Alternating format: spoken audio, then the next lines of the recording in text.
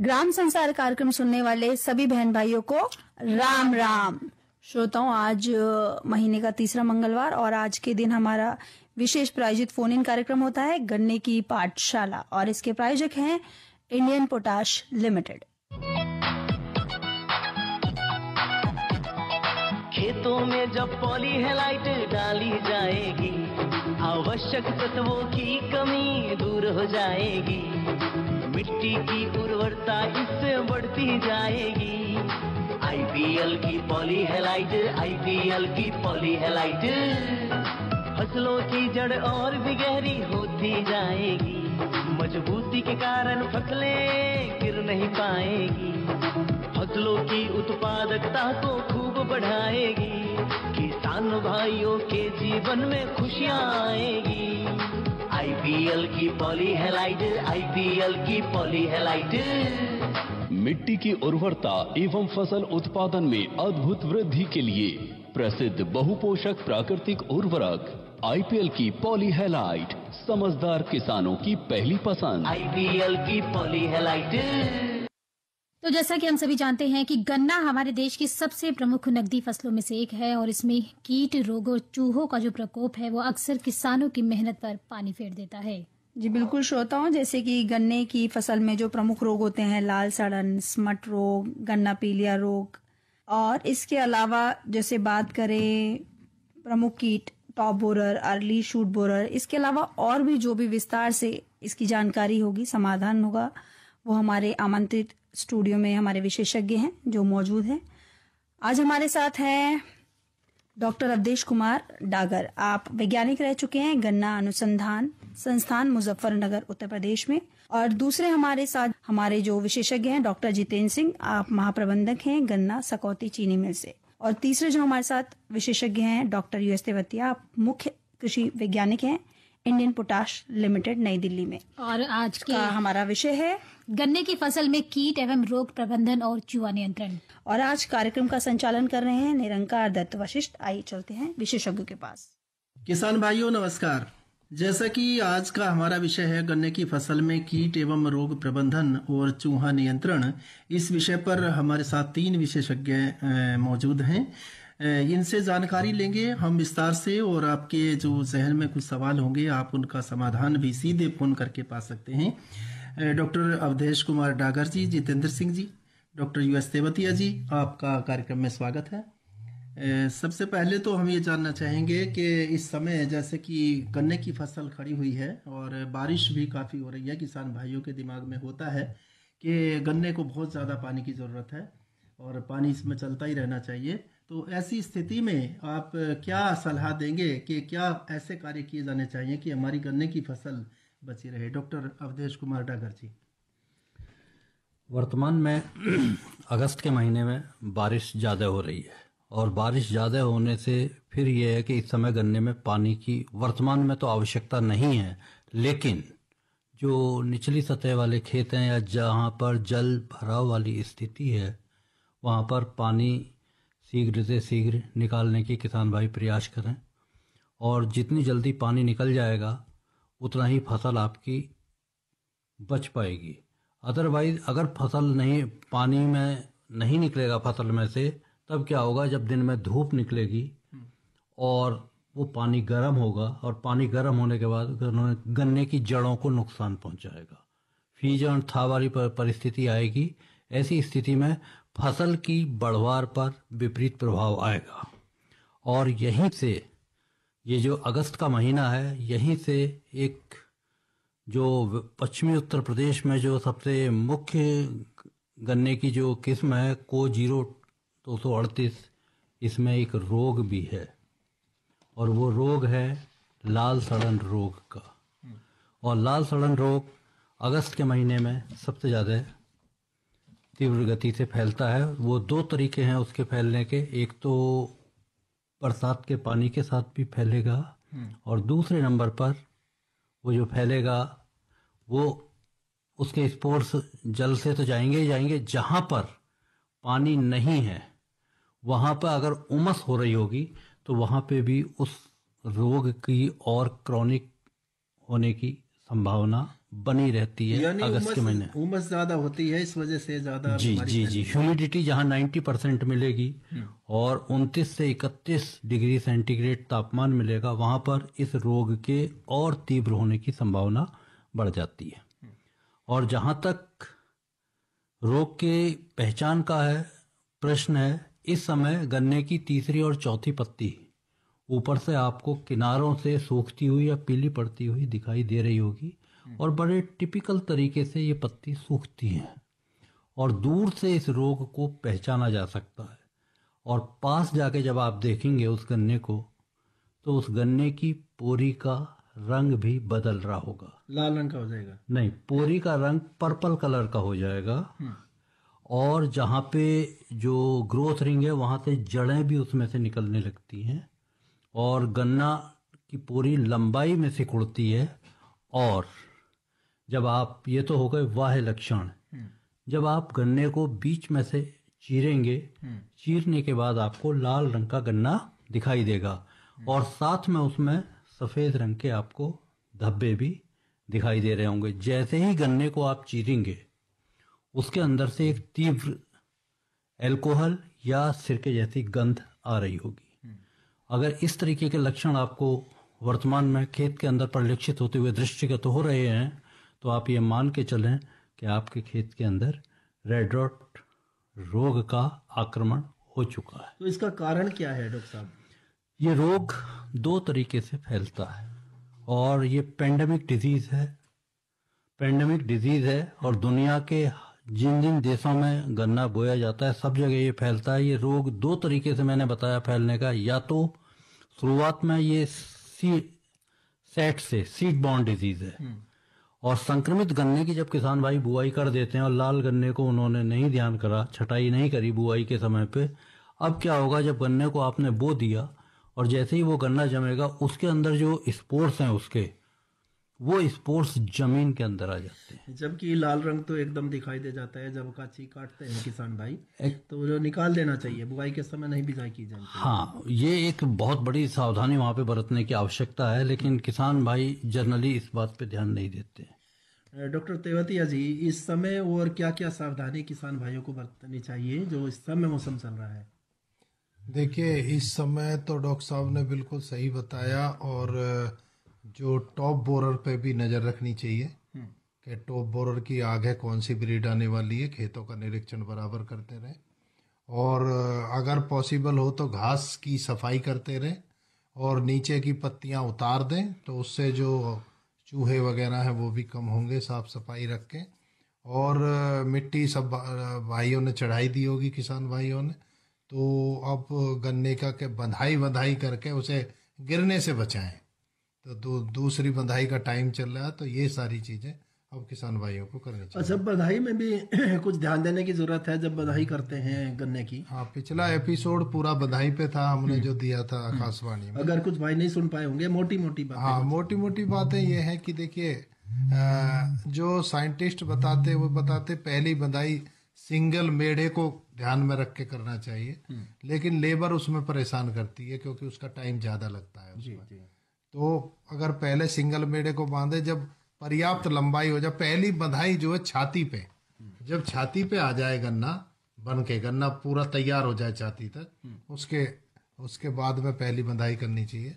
और दूसरी बंधाई जो है तब करनी चाहिए जब गन्ना जो है सिर के बराबर आ जाए, अच्छा गन्ना, तो वहाँ पे दूसरी बंधाई करनी चाहिए।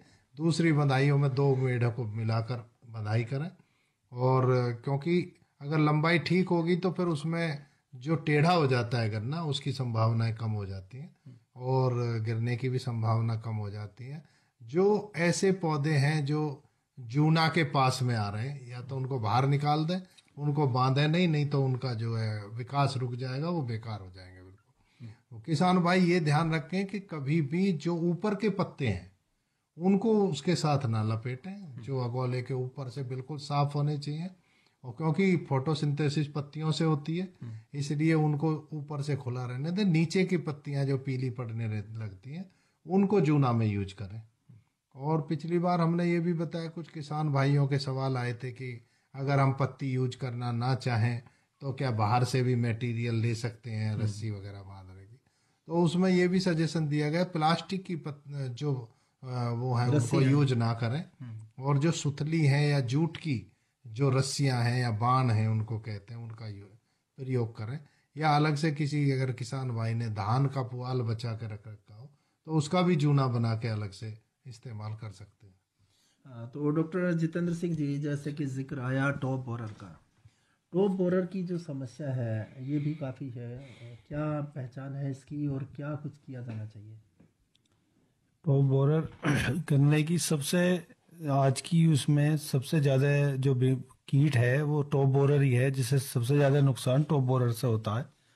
इसके लिए इसकी पहचान है कि इसमें छर्रे जैसे, जो पहले तो तितली जो अंडे देगी तो छर्रे जैसे पत्तियों पे धब्बे पड़ जाते हैं, निशान आ जाते हैं जी, और उसे देख के ही पता पड़ती है कि इसमें जो अंडे दे के जो इसका पीपा वो अंदर चला गया, और उसी से ही नुकसान सबसे ज़्यादा होता है।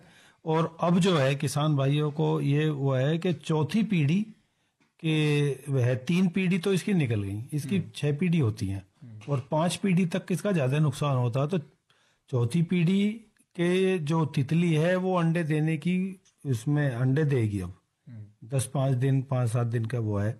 और उसके बाद में ये अंधेरे, जब रात चांदनी और अंधेरा होता है ना। हाँ जी, हाँ जी, एक फोन आ गया है। हेलो हेलो, नमस्कार जी। नमस्कार जी, स्वागत है आपका कार्यक्रम में। आप अपना परिचय दीजिए। मैं सतीश कुमार, भिवानी डिस्ट्रिक्ट, गांव बपोड़ा, हरियाणा। जी सतीश जी, क्या सवाल है आपका? पाठशाला तो अच्छी चलती है सर, बहुत बढ़िया चलती है, अच्छी देते हो आप। कार्यक्रम को पसंद करते हैं, इसके लिए आपका धन्यवाद। सोयाबीन में टोटा पड़ा है मध्य प्रदेश में। सवाल क्या है आपका? मध्य प्रदेश में सोयाबीन खराब हुई है। आज गन्ने के बारे में हम बात कर रहे हैं, आपका गन्ने से जुड़ा कोई सवाल है क्या? आप तो हरियाणा से बोल रहे हैं, मध्य प्रदेश। चलिए, कट गया।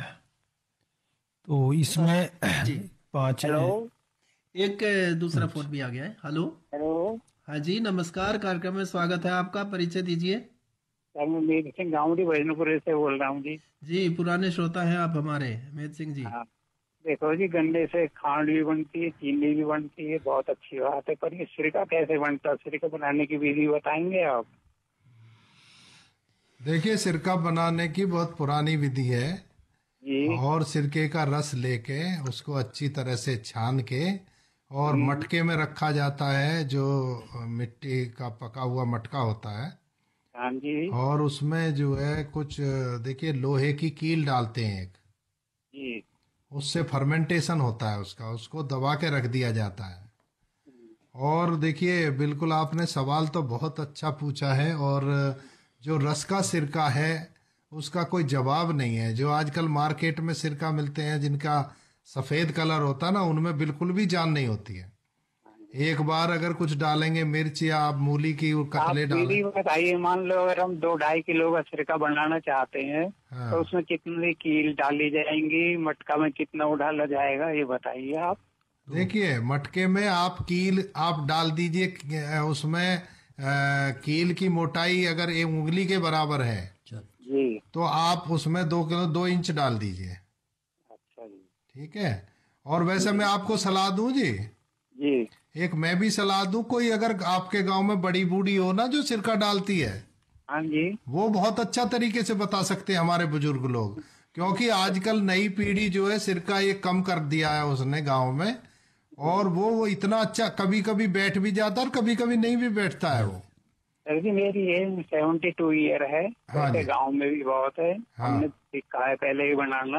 अच्छा और जी। अब थोड़ी सी ऐसी आ गई है, तो उसको पहले तो हमारे यहाँ था, उसको मटके में रखते थे, कील भी डालते थे, ढक देते थे और मिट्टी में दबाते थे पहले। बिल्कुल सही कह रहे हैं जी आप, सही कह रहे हैं। और मार्च के लास्ट में जब गर्मी हो जाती तो है। आपसे ज्यादा अनुभवी कौन होगा? हम तो बच्चे आपके आपके आगे हम क्या बताएंगे? नहीं नहीं, बहुत अच्छी बात है, जानकारी लेनी चाहिए। ये बहुत अच्छा प्रोग्राम आता है, हम तो नियमित श्रोता हैं आपके, जी जी, सुनते रहते हैं जब कोई विधि होती है। जैसे आपने पिछली बार इसके जो बताए थे भाई बंधाई कैसे होती है वो भी बताया, अच्छा बताया। जी। अब भी आप बता रहे थे, आपका बहुत बहुत शुक्रिया। मैं तो यही कहूँगा, नहीं, आपका भी बहुत अच्छा, आपका भी बहुत बहुत धन्यवाद। आप ऐसे क्वेश्चन हमसे करते रहे, जिससे अगर हमें कम जानकारी होगी तो अगली बार हम और जानकारी लेके आएंगे। सिरका जैसी चीज है आजकल बहुत, इसमें 10 बार भी डालो तो भी नहीं इसका जो वो है खत्म होता है। बहुत ही अच्छी चीज है। आजकल नहीं डाल सकते ना, आजकल तो विधि ऐसी है नहीं। आप मार्च अप्रैल के लिए बता रहे हैं जी। हाँ, डलती वही है उसी समय पड़ेगा, उसी समय रस मिलता है जी, उसी समय डलती है। ठीक है, अभी तो रस ही नहीं बना है। बाजारों में ये गन्ने का रस बेचते हैं, ये ठीक नहीं है। जैसे आजकल भी चलते हैं कोल्हू इलेक्ट्रिक वाले, ये बेकार है ये, इसको भी ले सकते हैं। नहीं, इलेक्ट्रिक वाले जो कोल्हू रस निकालते हैं उसको आप ले सकते हैं, क्योंकि वो उधर से आता है महाराष्ट्र से। उसमें जो है क्लाइमेट वहाँ अलग है, तो वो गन्ना में रस बिल्कुल मिठास होती है। लेकिन उसमें जो वो चीनी डालने की कोशिश करे तो चीनी मत डलवाना सिरके वाले में, कि भाई हमें तो जितनी मिठास है उतना दे दो। और उसको लेकिन फर्मेंटेशन के लिए गर्मी चाहिए, उसको दबाना है। देखो, मैं अभी आपको बिल्कुल सही तरीके से ये नहीं कह सकता कि अब बरसात के समय में वो फर्मेंट हो जाएगा या नहीं होगा, क्योंकि एक टेम्परेचर चाहिए उसको। हाँ, मार्च अप्रैल में उसको टेम्परेचर उस समय का तो बहुत अच्छी बता दी। हाँ, उस समय का तो देखो सब जानते हैं, उस समय तो हो ही जाता।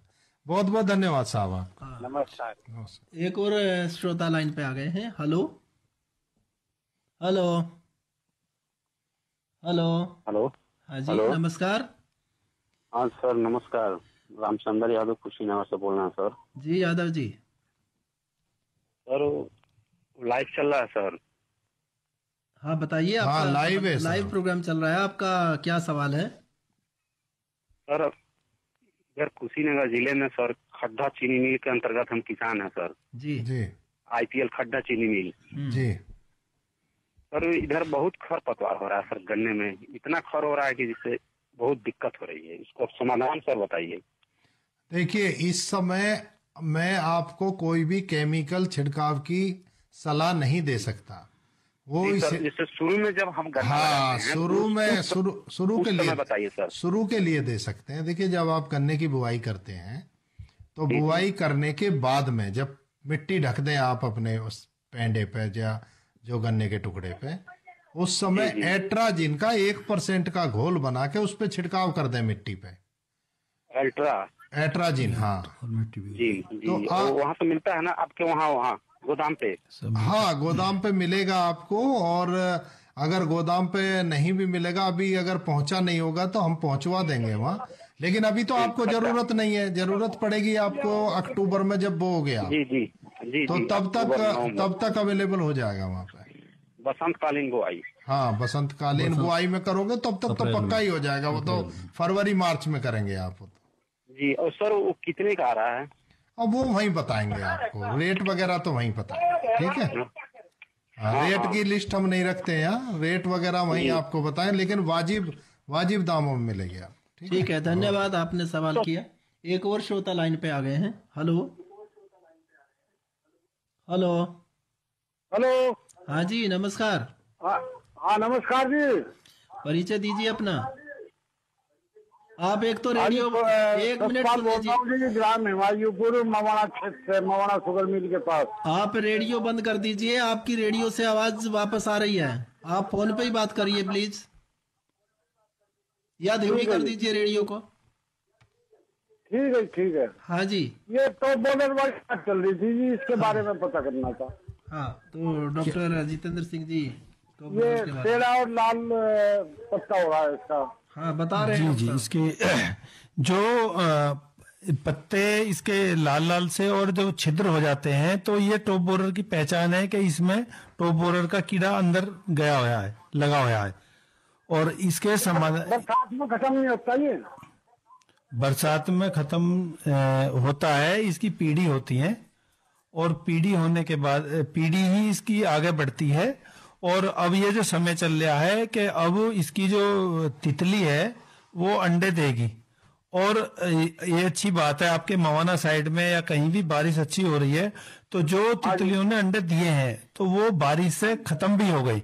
ये किसान के लिए एक बहुत अच्छी हो रही है कि बारिश ज्यादा होने से पत्ती पे जो अंडे देती है नीचे, वो अंडे पानी से गिर गए और वो समाप्त भी हो गई।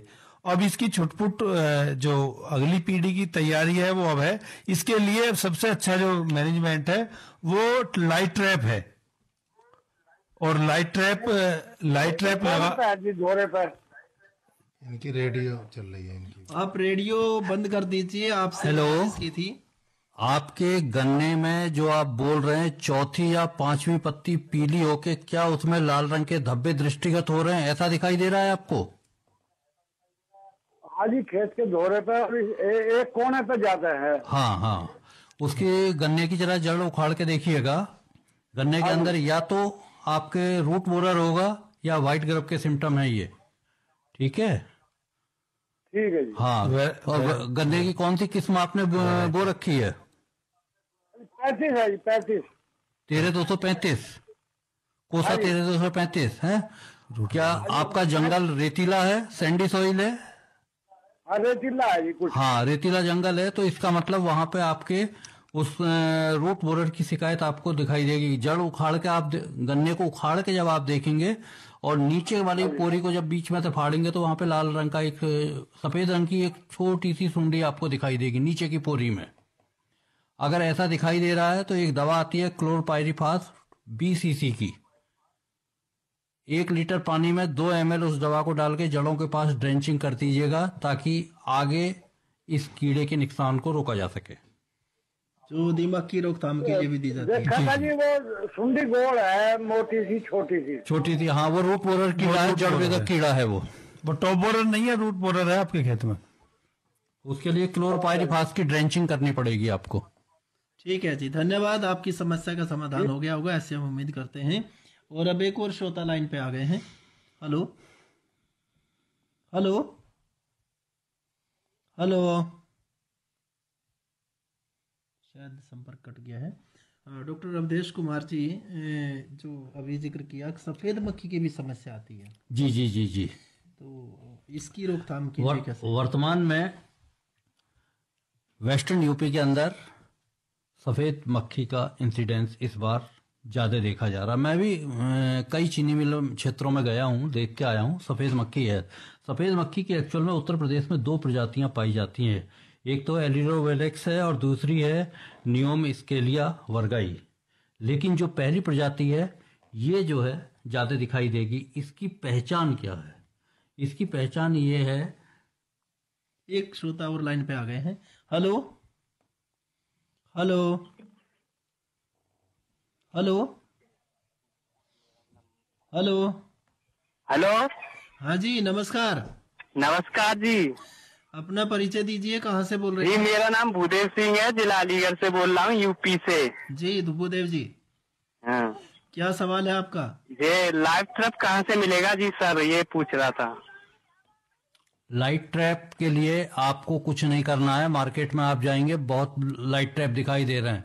या देसी जुगाड़ भी मैं आपको बता देता हूँ। आप अपने ट्यूबवेल के ऊपर एक बल्ब जला दें और बल्ब जला रहेगा और नीचे हौदिया में पानी रहेगा। उस बल्ब को जला छोड़ दें। अपने आप जब तितली आएगी, जितने भी कीट पतंगे सारे के सारे लाइट की तरफ को आकर्षित होते हैं, वो अपने आप आने लगेंगे। या उसके नीचे एक स्टैंड बना के परात भर के पानी रख दें। परात में मतलब उससे टकराएंगे, नीचे गिर जाएंगे। नीचे गिर जाएंगे और उसके अंदर कोई इंसेक्टिसाइड की 2-4 बूंद डाल दें या मिट्टी का तेल डाल दें, डीजल डाल दें 2-4 बूंद। ठीक है। तो बाजार में नहीं मिलेगा जी? बाजार में इस समय जो मिलेगा वो आपको फिर हाइट पे लगाना पड़ेगा, क्योंकि फसल आपकी बड़ी हो चुकी है। जी जी भाई, अगर आपने छोटे नीचे बांस गाड़ के लगा पाएंगे क्या आप उसको? इसलिए ट्यूबवेल के ऊपर लगा देंगे। जो बल्ब जल रहा है वो सबसे बढ़िया है इस समय। आपके चीनी मिल क्षेत्र में कहीं भी आसपास अगर साबितगढ़ है आपके पास, उधर खुर्जा में मिल जाएगा। और रात में लाइट आती है आपके यहाँ? हाँ आती है रात में। तो रात के अगर रात में लाइट आती है तो उसके लिए कुछ नहीं करना, आपने सीधे 10 रुपए वाला जो बल्ब है, हाँ। ये खेत में 4-6 जगह लगा दो उस पर बिजली के लाइन पे ही, हाँ। और उसके नीचे कोई पानी का इंतजाम करके रख दो और कुछ नहीं लगाना, उसी से ही इसका वो समाप्त हो जाएगी। सबसे अच्छा कंट्रोल है इसका, क्योंकि वो लाइट की तरफ को लाइट पे ही आती है वो, और लाइट पे टकराएगी और वो खत्म हो जाएगी और पानी में गिर के खत्म मर जाएगी। और अगर आप जो परात या तसला भी नहीं यूज करना चाहते हैं तो आप जहाँ पे बल्ब लगाएं वहाँ ऐसी जगह लगाएं जहाँ पे थोड़ा कम गन्ना होता है, कुछ जगह छूटी रहती है ना खेत में, तो वहाँ पे लगाएं। वहाँ पे एक गड्ढा बना दें, गड्ढे में जो है वो पॉलीथीन बिछा दें जिससे पानी नीचे ना जाए, और उसमें पानी भर दें और उसमें कुछ 2-4 ढक्कन डीजल की डाल दें, तो उसी में सब मर जाएंगे, जो कीड़े आएंगे वहाँ वहीं पे गिर जाएंगे। तो डॉक्टर अवधेश कुमार जी, बात रुक गई थी आपकी। जी बात सफेद मक्खी की चल रही थी। तो मैंने बताया था 2 किस्में होती हैं। जो पहली किस्म जो इस समय वर्तमान में पश्चिमी उत्तर प्रदेश के ऊपर दृष्टिगत हो रही है खेतों के अंदर, उसमें व्हाइट रंग की आपको दिखाई देंगी, धब्बे से व्हाइट मक्खी दिखाई दे रही होगी, और कहीं कहीं पर काले स्पॉट भी दिखाई दे रहे होंगे। और बहुत किसान भाइयों को इस बात की शंका रहती है कि ये काले क्या, ये 2 तरह की चीज होती है, जबकि वो जो ब्लैक स्पॉट है वो उसकी प्यूपल स्टेज है। और प्यूपल स्टेज आने के बाद अगले स्टेज में क्या आएगा, उसमें से प्यूपा के अंदर से फिर क्या निकलेगी, तितली निकलेगी। और तितली निकलेगी, और तितली निकलने के बाद इसकी अगली पीढ़ी शुरू होगी। और इस व्हाइट फ्लाई की पूरे साल में 9 पीढ़ियां होती हैं, और एक पीढ़ी का जो टाइम है वो 28 से 30 दिन के बीच का होता है।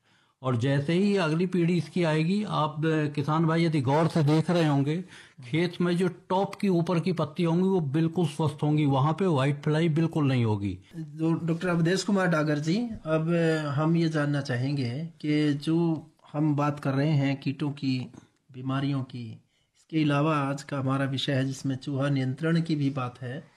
चूहे भी काफी नुकसान पहुंचाते हैं, उसके नियंत्रण के लिए क्या किया जा सकता है? चूहा नियंत्रण से पहले जो अभी पीछे बात चल रही थी व्हाइट फ्लाई की, अभी कंट्रोल की बात रह गई थी, हाँ उसको पूरा कर लेते हैं, फिर चूहा नियंत्रण की बात करते हैं। बात अधूरी रह जाएगी अन्यथा की स्थिति में। तो इस समय व्हाइट फ्लाई का इंसिडेंस सबसे ज्यादा है, और किन किन कारणों से, क्या क्या उसकी लाइफ साइकिल है, इसका मैं जिक्र कर रहा था। अब बात आती है इसके एक श्रोता लाइन पे आ गए हैं। हेलो हेलो जी नमस्ते। नमस्ते, स्वागत है आपका कार्यक्रम में।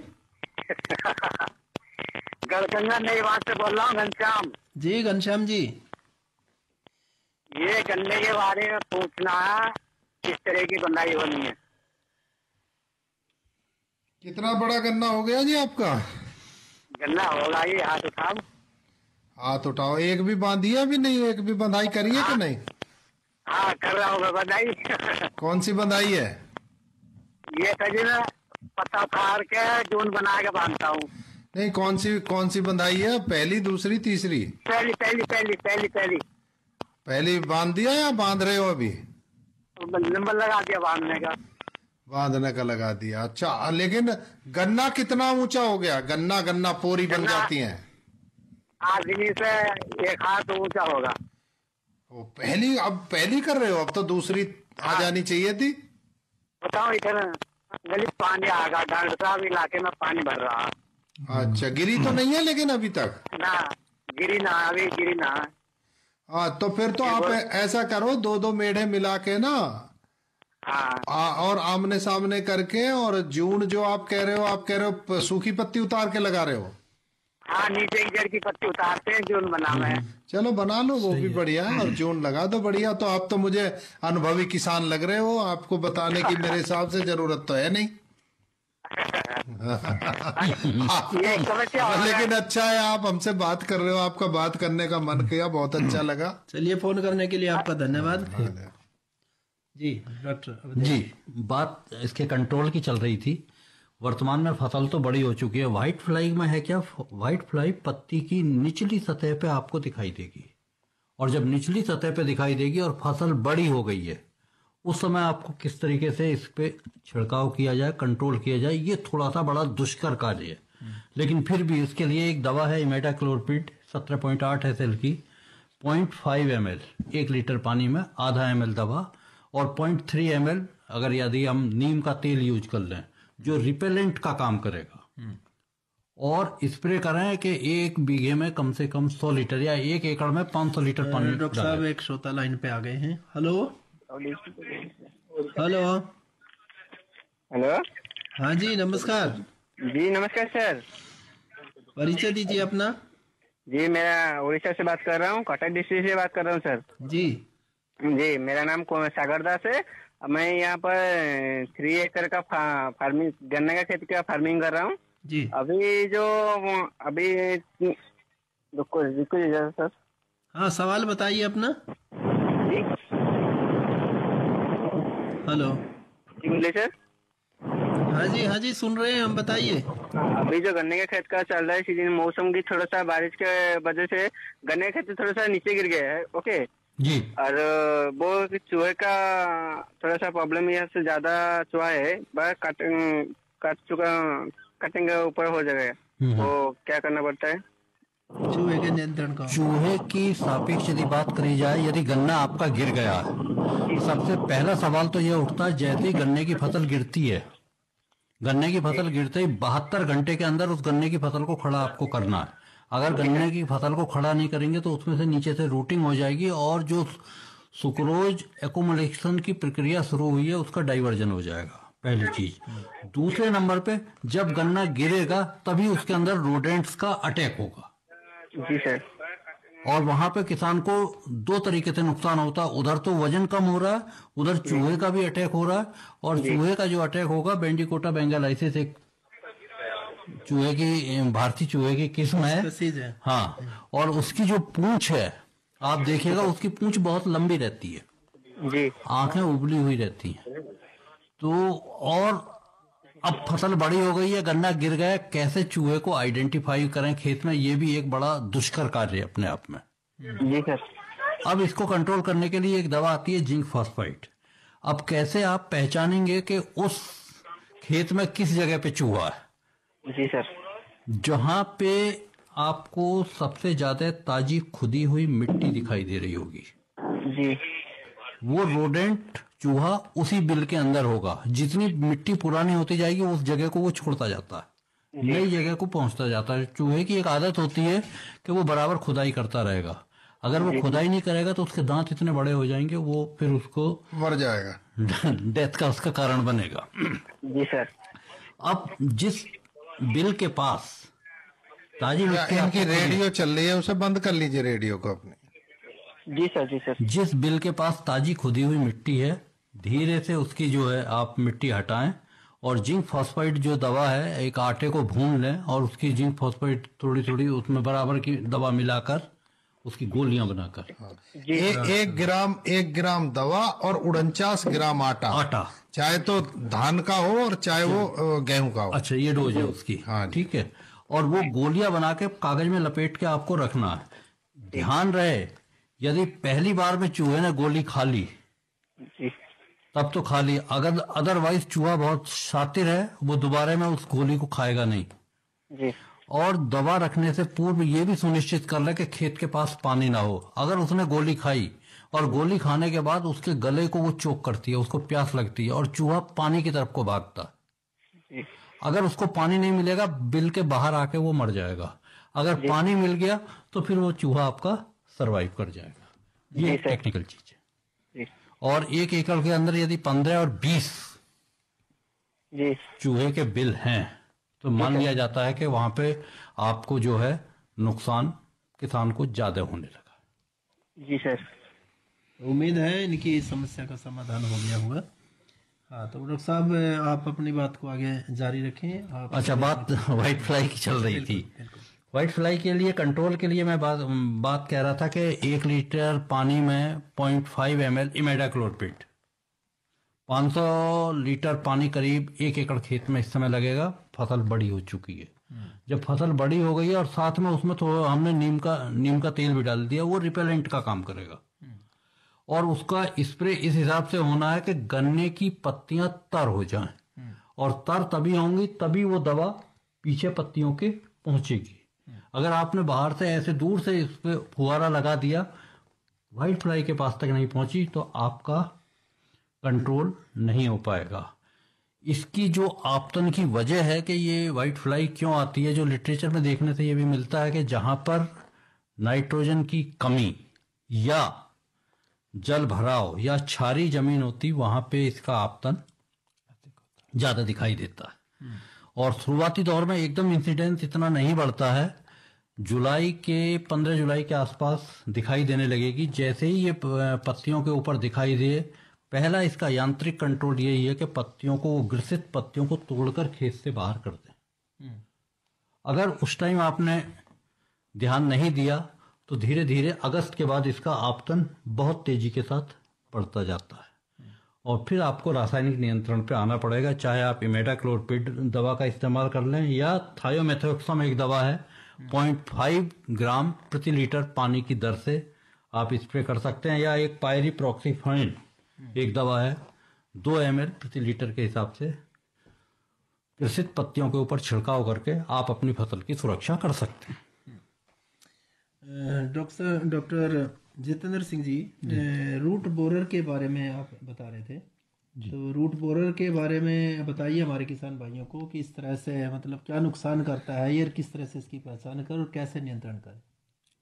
ये रूट बोरर गन्ने में जैसे ही बारिश समाप्त होगी, बारिश का सीजन समाप्त होगा और उसके बाद में खेत में थोड़ा पानी की आवश्यकता होगी तो रूट बोरर उससे ज़्यादा विकसित होता है। रूट बोरर के जो सबसे अच्छा कंट्रोल है वो क्लोरोपाइरीफॉस 1 लीटर प्रति एकड़ की दवा उसके हिसाब से उसमें जमीन में डालें, जमीन में डाल दें, उससे या तो छिड़काव कर दें या सबसे अच्छी विधि है कि रेत में मिला के, बालू रेत में मिला के उसे बिखेर दें और उसमें पानी लगा दें। तो सबसे अच्छा कंट्रोल इसका, सस्ता भी और अच्छा कंट्रोल यही है इसका क्लोरोपाइरीफॉस। रूट बोरर की दूसरी और तीसरी ब्रूड जो है वो आपको जुलाई और अगस्त के महीने में देखने को मिलेगी। और पहली ब्रूड के लिए तो उस time at the time of planting, जब ये कहा जाता है कि 5 लीटर 20 EC की प्रति हेक्टेयर की दर से दवा का इस्तेमाल कर लें क्लोरोपाइरीफॉस का। और सेकंड ब्रूड और थर्ड ब्रूड जब आती है उस स्थिति में किसान भाई उसकी ड्रेंचिंग नहीं करते क्योंकि फसल बड़ी हो चुकी होती है।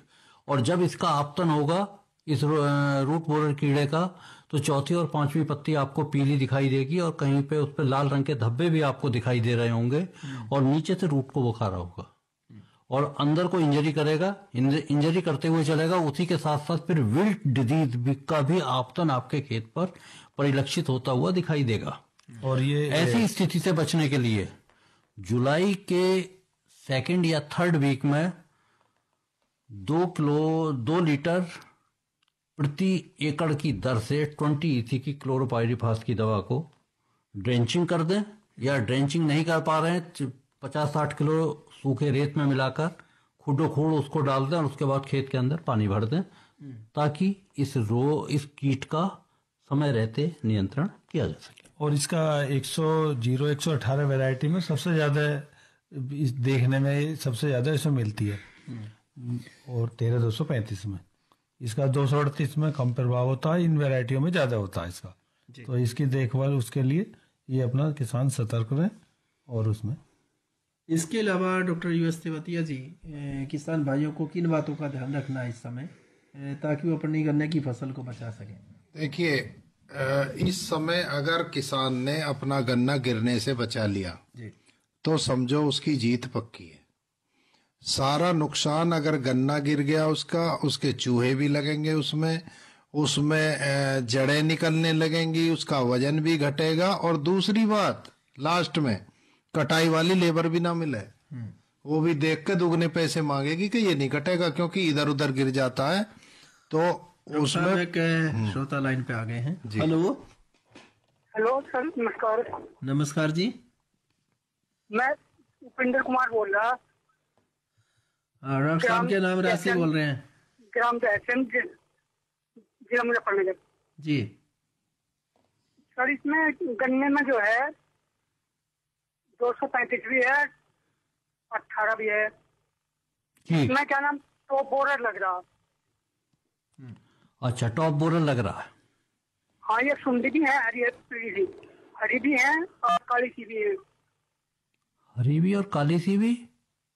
हाँ जी, जमीन पर दिखाई देते, घास में दिखाई दे रही है। बरसात के अंदर तो करंट कीट इस टाइम आता है, दिखाई देता है। और जहाँ तक टॉप बोरर का सवाल है, टॉप बोरर आपकी को 0238 में प्रभाव, इसका प्रकोप ज़्यादा पाया जाता है।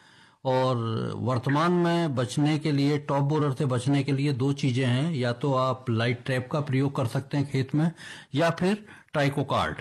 ट्राइकोकार्ड, मुजफ्फरनगर से आप बात कर रहे हैं। मुजफ्फरनगर में गन्ना शोध केंद्र में हमारे यहाँ ट्राइकोकार्ड का उत्पादन किया जा रहा है।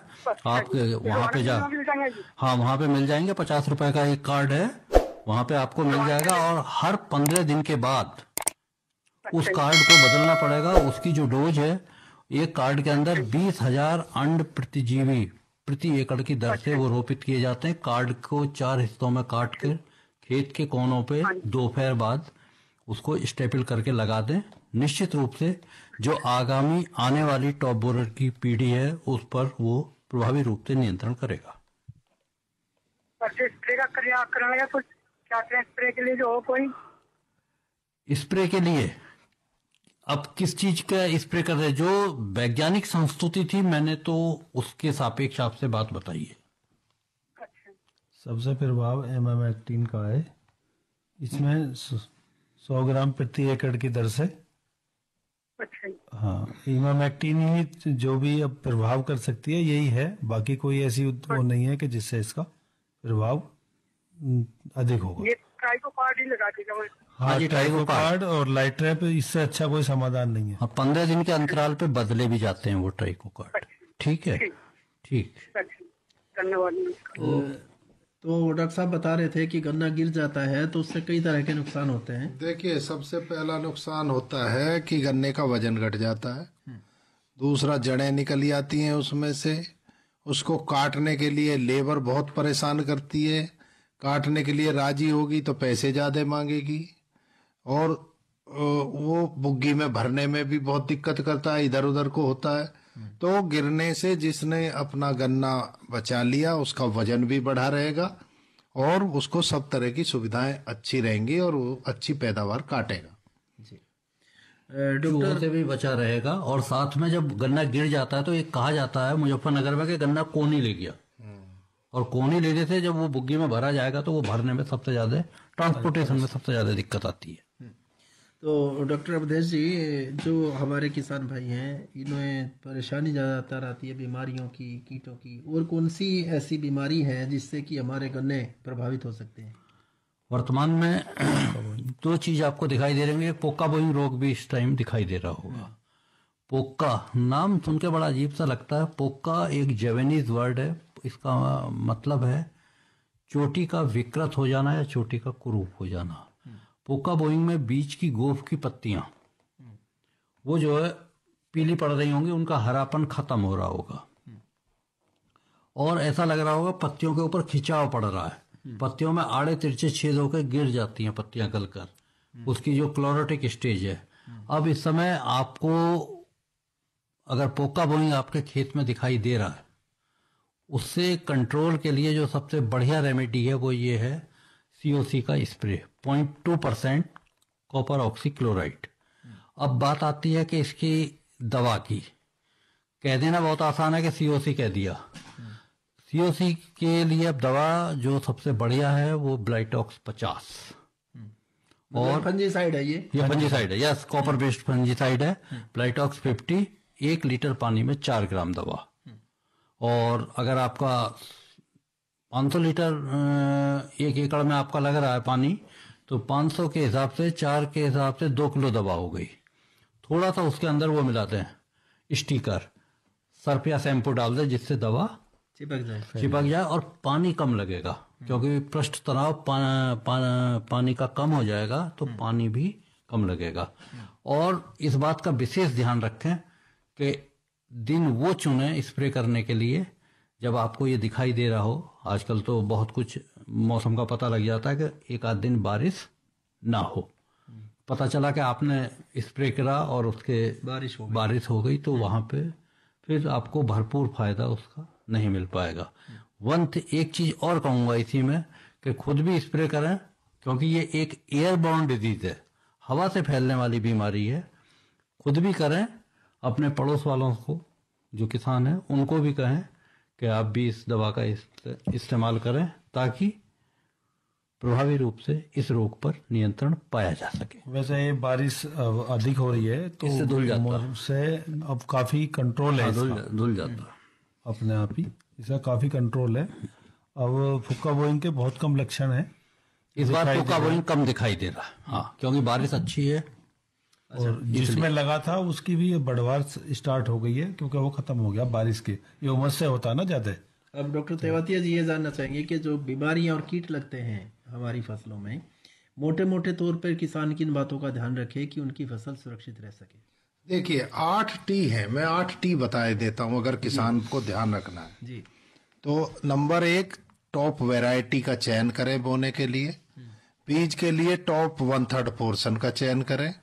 ट्राइकोडर्मा सॉइल में डालें, बुआई करते समय जब मिट्टी की तैयारी करें उसमें गोबर में मिला के डालें। और सीड का ट्रीटमेंट थायोफेनेट मिथाइल से करें। ट्रेंच मेथड से बुआई करें। टाइम पे सोइंग करें। और उसके बाद में टॉप पोर्शन बता दिया मैंने 1/3 का करें। उसके बाद में टीआरपी मैनेजमेंट करें। टीआरपी मैनेजमेंट क्या है? Top borer, red rot of sugar cane and pokkah बॉय। इन बातों का ध्यान रखें तो फसल अच्छी हो। डॉक्टर अवधेश कुमार डागर जी, डॉक्टर जितेंद्र सिंह जी और डॉक्टर यूएस तेवतिया जी, आप हमारे कार्यक्रम में आए और हमारे श्रोताओं को इतनी महत्वपूर्ण जानकारी दी और इतने सहज ढंग से उनके प्रश्नों का उत्तर दिया, इसके लिए आपका बहुत बहुत धन्यवाद। आपका भी बहुत बहुत धन्यवाद जी कौशिक जी। तो श्रोता सुन रहे थे हमारा ये कार्यक्रम, प्रायोजित कार्यक्रम था गन्ने की पाठशाला और इसके प्रायोजक थे इंडियन पोटाश लिमिटेड। किसान भाइयों सुन लो मेरी बात, किसान मित्र से ना है बढ़िया खाद। आईपीएल की किसान मित्र जैविक खाद, मुख्य सूक्ष्म तत्वों से मिट्टी को जीवंत बनाए, ठोस हो या तरल रूप में इस खाद से फसलें लहराए। फसलें तुम भरपूर उगाओ, खूब कमाओ, मौज मनाओ। किसान भाइयों सुन लो मेरी बात, किसान मित्र से ना है बढ़िया खाद। आईपीएल की किसान मित्र जैविक खाद। अपने खेतों में हरियाली और जीवन में खुशहाली के लिए हमेशा इस्तेमाल करें आईपीएल की जैविक खाद किसान मित्र, जो कि उपलब्ध है रोहाना कला शुगर मिल पर। शीघ्र बुक करें। कार्यक्रम सुनने वाले सभी हमारे किसान बहन भाइयों को राम राम। और कार्यक्रम के प्रस्तुत करता थे शिवनंदन लाल।